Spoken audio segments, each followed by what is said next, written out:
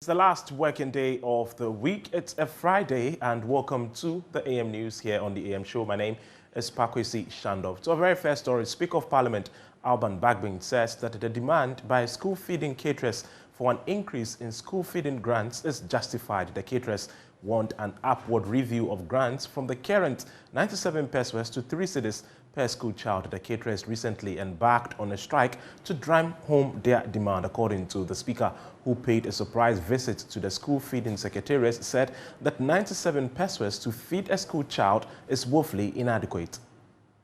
Of the issues that were agitating our minds, you've thrown light on them. And I'm happy that the staff strength is not too large. And I will urge you to maintain that, not to increase the numbers so that we'd rather be spending too much money on the emoluments than the object of the initiative to target the poor, vulnerable children, particularly in the rural areas in the country. We're grateful for what you're doing. We see that really there's a challenge. The challenge is in financing. Definitely the caterers, as we said, they do the pre-finance. And because of the global economic situation, which has definitely affected Ghana, there is a need for an upward adjustment of the amount that you give to them. Definitely 97 pesos is on the low side. Their demand is justified. But as to whether government can reach up to the 3 cedis a day is another issue we all have to discuss. It's with this that I want to call on other stakeholders, including the private sector and charitable organizations, to come on board. I think it's a very critical initiative, a very good initiative by the former president. It's a national policy that is supported nationally by all of us, and it's passed through various governments. So it's something that we should all put our hands on deck. And I want to assure you that Parliament will do our bit. We'll be taking the sector ministers on board. We'll give them a few queries, and then we'll look at it and see how we can support them to generate more revenue. National Coordinator of the Ghana School Feeding Program, Gertrude Kwashiga, assured that the concerns of the caterers are being dealt with. MMDCs in the area, the regions also called on behalf of the caterers. And so for us, we rely on government for payments. And so we have assured them. We will always continue to plead with them and to encourage them. And then to actually calm them down and to console them. Yes, we do that all the time. So I've assured them that last week we received 50 million Ghana cedis from controller. Last week, Thursday, I would say a week today. And so we're able to use the Thursday, Friday to transfer the money to GIBS for payment. And so GIBS also did their due diligence and then prepared the file for payment. And then that payment went on Monday. Because, of course, the weekends, they don't work during the weekends. So we assure them that let's wait and see. But my fear is that we're in the salary period where workers are being paid their salaries. So I don't know whether there will be money, but we are only praying, because we've talked to controller and then all the account staffs there, and they have assured us that we should take our time. So it's not too late. We'll still be hoping that something can drop. Now, the Speaker's surprise visit also took him to the National Buffer Stock Company, where he expressed concerns about the recent hikes in food prices. You know how food is critical to our lives. It's one of the 5 most essential ingredients of human life. Apart from air, water, I think the next thing is what? Food. And after food, you can have clothing, and then the next, shelter over your head. These are the 5 critical ingredients of life, and we have to focus on it. So this was a very good initiative by the earlier government. I think it was during the time of His Excellency Professor J.A. Mills that this was started. And it was for a very good purpose. And so recently, when it now came out to all of us that it looks like the school feeding program is collapsing, and the caterers had to react, And ladies usually, are very tolerant people, and the caterers, I can commend them highly for what they've done so far. For so many days, they are using their own resources. They're crediting food to feed our children.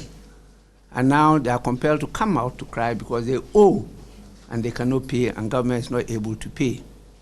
One of the ways or means of solving this is how we can get the National Food Buffer Stock Company properly stocked with food items to come in to alleviate at least the recent upsurge in food prices. And so my first visit is to see the state of the company, how you are faring, the challenges facing you, and how we could, particularly Parliament, react to try and solve this. Meanwhile, the Chief Executive Officer of the company, Abdul Wahab Hanan, described the shortage of food and hikes in prices as artificial, created by food cartels.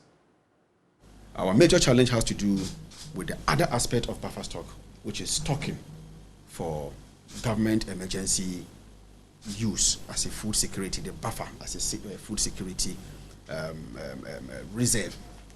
That has always been our challenge. Other actors in the market are taking advantage of government inability to provide this alternative to sell their commodities to consumers at any price that they deem it fit. And some of them are making unrealistic profits, taking advantage of the situation to make unrealistic profits. So, Honorable Speaker, I am very happy. We are very happy to have you here, and knowing very well that we are the first institution you have visited. If there's going to be any action taken, we will be the first, because food is very, very important. Today we are keeping oil for a raining day, bust, and food is also very, very important. I'm not sure our armies can go to war on an empty stomach. Our students cannot also learn on an empty stomach. And I'm very happy with your opening remarks when you said food, apart from air and the water that we drink, food is very, very important. And my lieutenants here, men and women, are very much capable to handle any expanded project of the government. Now, both majority and minority leaders of Parliament have pledged the support of the House for the development of Jata Cement, an indigenous Ghanaian cement manufacturing company. The two leaders were in the company of some members of both committees on trade and industry, as well as works and housing. They toured the company belonging to Ibrahim Mahama, former brother of former President John Dramani Mahama. But how exactly will the House do this? Parliamentary correspondent Kweku Asante now reports. Jata Cement is a fully indigenous, wholly owned Ghanaian cement company hoping to penetrate the Ghanaian build market. The factory is getting a major push with leadership of Parliament, promising the support of the House. Both the majority and minority leaders say the factory needs support to survive.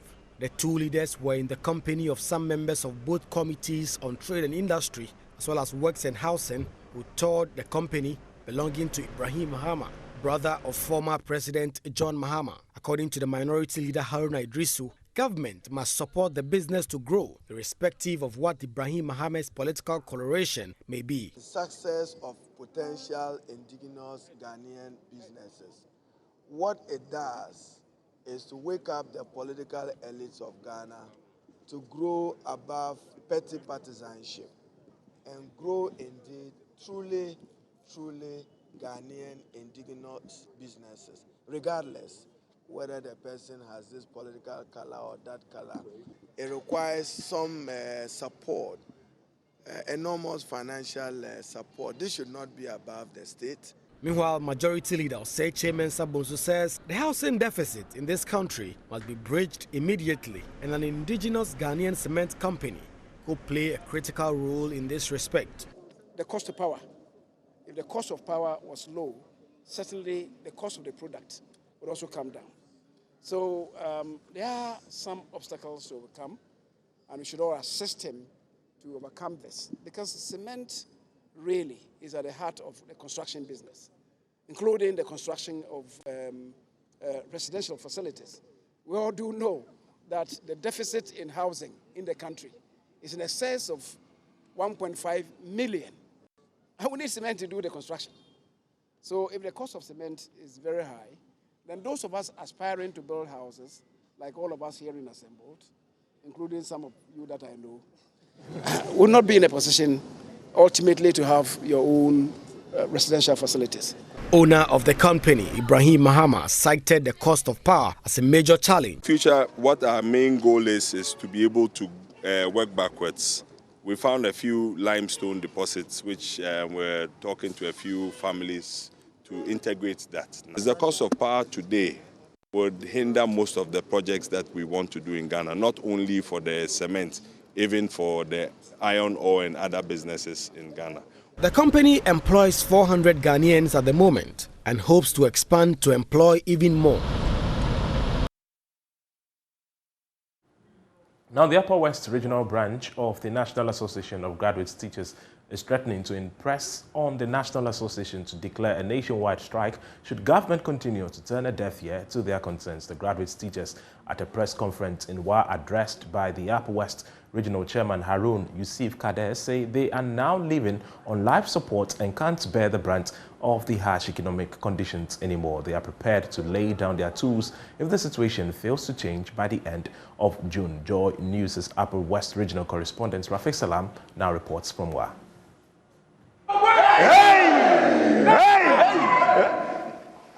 Flanked by the association's regional executives, majority of whom wore red armbands or red polo t-shirts, Upper West Regional Chairman of the National Association of Graduate Teachers, NAGRAT, Harun Yusuf Kader, opined that cost of living in the country is rising with the speed of light, which has and continue to affect the livelihood of members who are suffering to build the nation.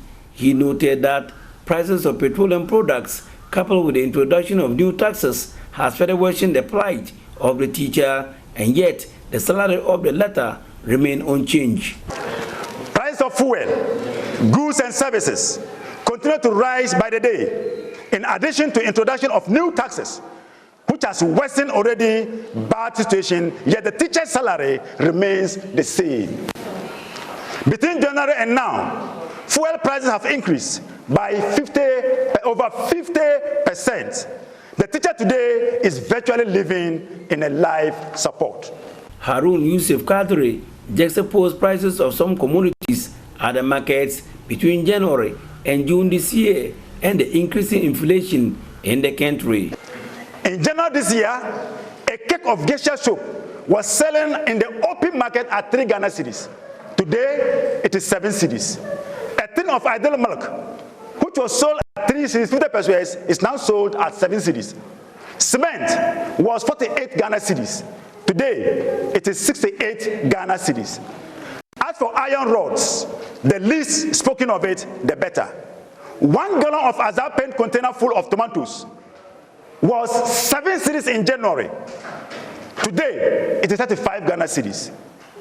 Almighty Momo of 1% tax has also escalated to 2.25%. In January 2022, inflation was 13.9%, and in May, it doubles to 27.6%.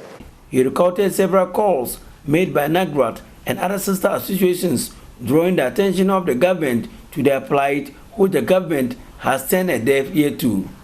Prior to this request by the Secretary General of TUC In November 2021, Nagrat, Nat, CCT, and Tewe had made similar requests.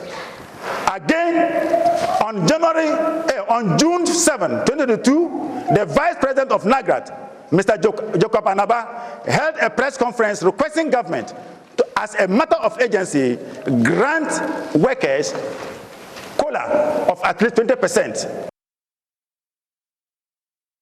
Now, some residents in the Mamprugu-Boadure district of the Northeast region took to the streets to protest rising insecurity in the area. The residents held placards, sticks and other objects and marched through their communities to demonstrate against the frequent robbery attacks and kidnappings by armed men. The residents therefore called on the regional minister, Yidana Zakari, to put urgent measures in place to address the increasing state of insecurity in the district. Correspondent Ilyasu Tanko now reports.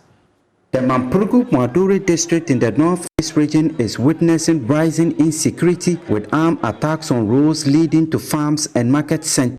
Already, the district is said to have recorded over 15 robbery and kidnapping cases combined since the start of this year. The district, which was created 10 years ago, still has no established police station, with less than 20 police personnel currently present in the district of over 68,000 people and covering a total land size of 2,150 square kilometers. Due to this and several other operational challenges, most of the communities in the district have been left with no option but to mobilize and take charge of their safety and protection. This was the case on the 20th of last month in the district when 4 armed robbers arrived on motorbikes to attack a fuel station in the Kubori community. The residents responded to the attack, leading to the arrest of one of the attackers, who was said to have died later and was secretly buried. In reaction to the death of the suspected robber, armed security personnel from the Regional Police Command stormed the communities on the 9th of last Saturday, June 18th. 25 people, including minors, were arrested, whilst others said they were tortured by the security personnel, leaving them with injuries. This young man is one of the victims. He is completely broken and paralyzed as he narrates his ordeal that night. They used the butt of their guns to knock my eyes repeatedly. I cried out to my mother. I said, "They have damaged my eyes." As my mother rushed to my rescue, they shoved her off and continued to beat me until I blacked out and was unconscious. His mother, who could not recollect her age but is believed to be over 70-year-old, corroborates the narrative of her injured son.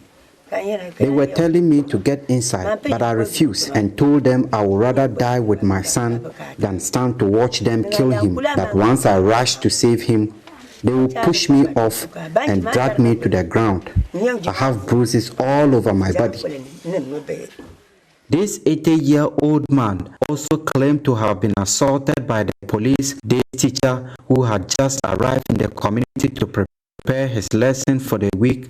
Says he's still in panic over what he saw. For me, I have just lost this in policemen. In fact, I do respect police people a lot, but this incident made me to just lose confidence in some of them. Because that day I was not having my phone. I was trying to capture the number of cars that they brought. Even if they are to arrest the whole Mauduri township itself, they will not bring that kind of vehicles here.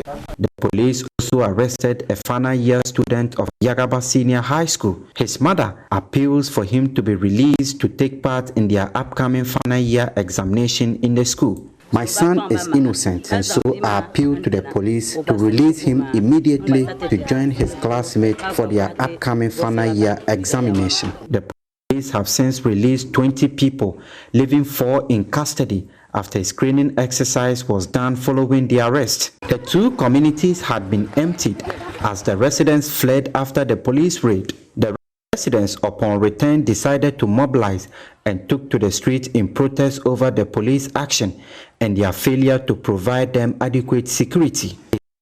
They held placards calling for state protection against armed men in the area. They accused the police of doing nothing as robbers attack and loot their properties every day and demanded the unconditional release of their brothers who are still being kept in custody. Abdullahi Damba Seidu spoke on behalf of the protesting residents. Ladies and gentlemen of the media, there is no major road within the district that is safe to travel, especially after 6 p.m.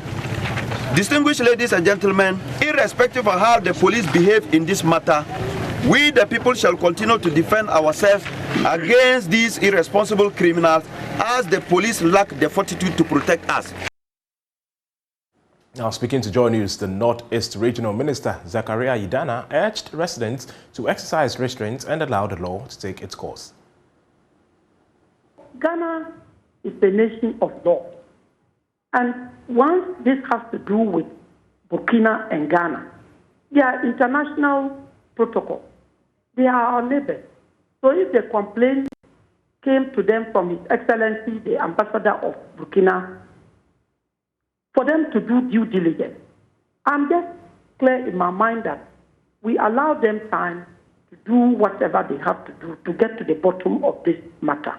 They are on remand. Remand means that they are in lawful custody. It doesn't lie with me as the regional minister to just go and give a directive to the police to get them released. We will have to follow through due process. Indeed. And I think exactly that is what is happening.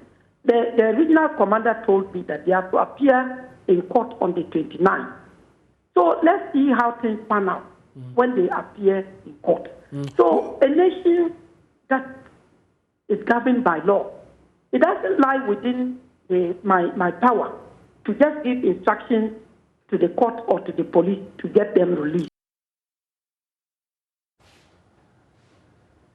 Let's now return to the capital, where at least 5 people have been arrested at the Agbo market by the Accra Metropolitan Assembly's Sanitation Task Force for littering and dumping waste into public drains. Some of the people had set up their shops on the shoulders of the road, obstructing the free flow of traffic. Michael Ashali was with the team and filed this report as part of our Clean Ghana campaign.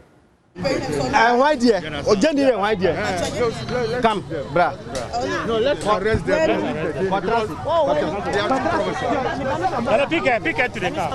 Sanitation officials ordering the arrest of an onion seller. Her offense was doing business on the shoulders of the road. Send it to the car yourself. Hurry up, otherwise we will arrest you.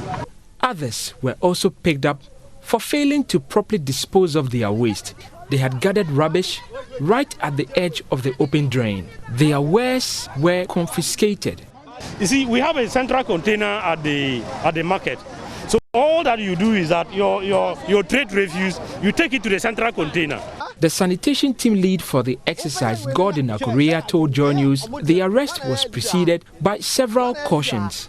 Yeah, we did announcement on several occasions. We did announcement, we sensitized them. They know. But sometimes when you want to use woman face, they don't respect that, you understand. But they'll leave it here in the night before you realize they pour everything into the drainage. So we are going to look for, the owners have run away. We are going to look for Abuboya to pack all of them into the Abuboya. The owners will come. Then we'll prosecute them.